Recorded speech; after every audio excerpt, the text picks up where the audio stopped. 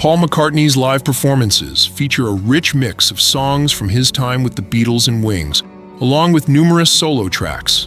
Now in his 9th decade of life, he still delivers 3-hour shows to massive audiences worldwide.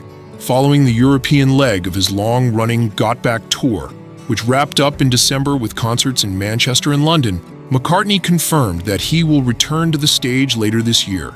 The Beatles icon, who was born in Walton and is now 83, will bring the tour, which first began in 2022, to North America in 2025.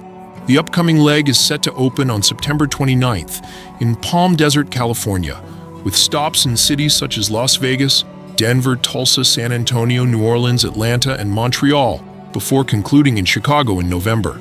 His latest live appearance took place on June 7th at Anfield, where he joined Bruce Springsteen on stage to perform 2 songs, one of which was the Beatles' Can't Buy Me Love. Earlier in February, McCartney also played intimate, last-minute shows at the Bowery Ballroom in New York, sparking a rush of fans eager to secure tickets. While his concerts today are career-spanning celebrations, they were not always so inclusive of his Beatles catalog.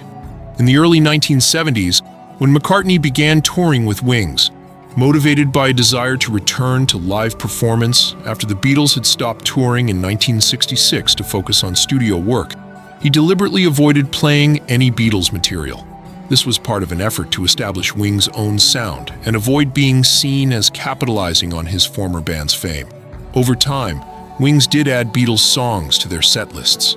In a 2016 interview with the New York Times, McCartney explained that he had long followed a personal rule. He would only perform Beatles songs live if he had been the primary vocalist on the original recording. While this remains true for most tracks, he eventually began including numbers like A Hard Day's Night, which was largely sung by John Lennon, but co-written by the pair. McCartney noted that this reasoning also applied to Being for the Benefit of Mr. Kite. Initially, he had resisted performing it live because of its intricate bass line, which made singing the melody, written in a contrapuntal style, particularly challenging. Eventually, he decided to push past the difficulty and master it for the stage.